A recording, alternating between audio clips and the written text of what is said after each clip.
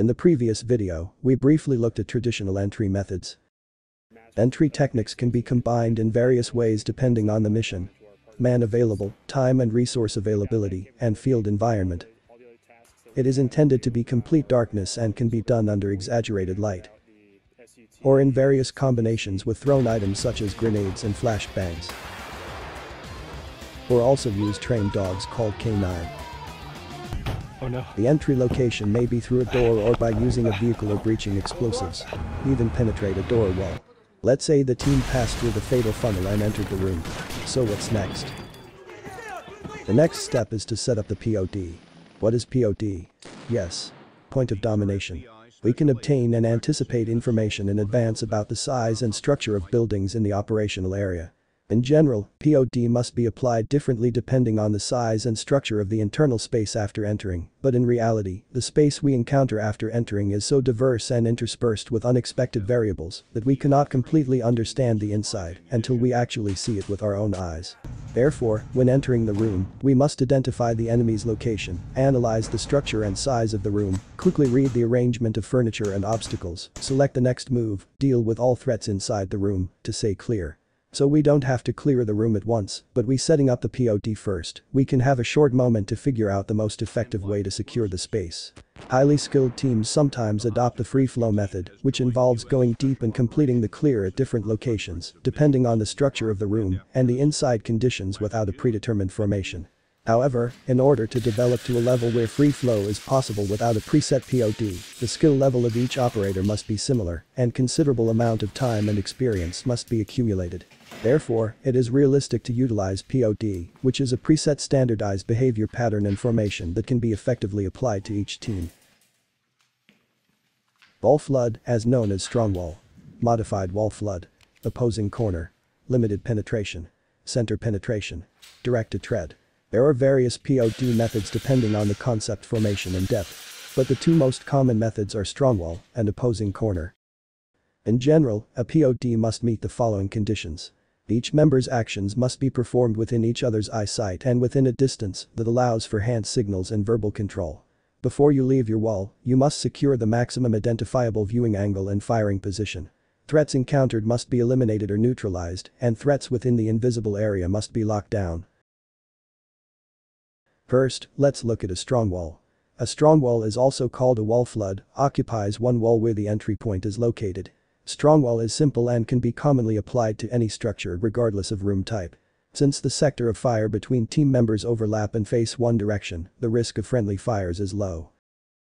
On the other hand, strong wall secures only one wall out of 4 directions, so the enemy has to deal with a relatively narrow surface. There is also the possibility of being relatively vulnerable to blind fire or full auto shot at the entry point. Additionally, if there are many internal barricaded various dead spaces, there are relatively many blind spots that cannot be seen during the POD, there is more space to lock down, and more elements need to be secured after POD. Advantages. Simple and can be applied to any room types, low possibility of crossfire between friendly forces. Disadvantage. Vulnerable to enemy blind fire or full auto shooting. Relatively limited shooting angle and field of view. A modified wall flood that complements strongwall also exists. It's basically the same as strongwall, but the guys at both ends leave their walls slightly and advance to the left and right. As a result, it forms a shallow horseshoe shape. This can be said to be a slightly modified form as it is applied by disadvantages and also has advantages of strongwall.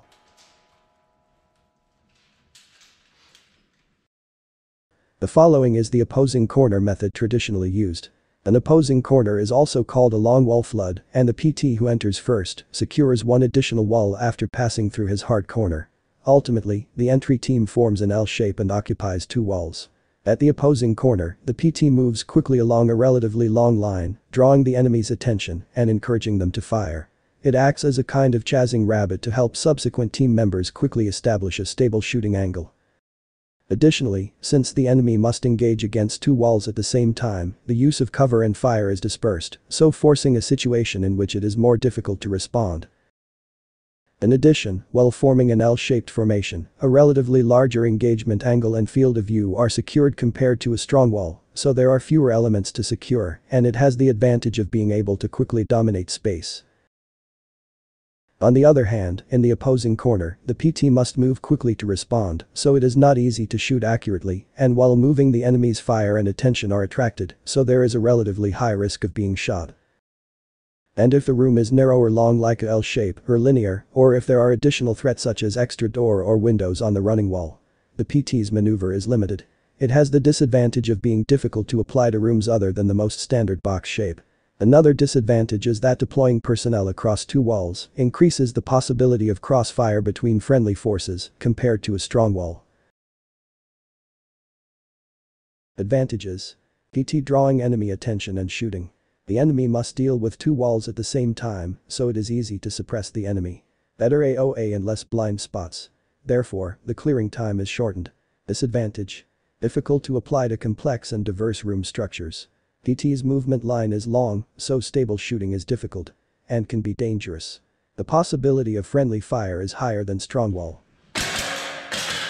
Depending on the environment in which each person is put and the nature of the target structure, it is recommended to adopt an advantageous POD and reflect it in the team training. Next time, let's take a look at more advanced entries, free flow, and other POD that are more recent.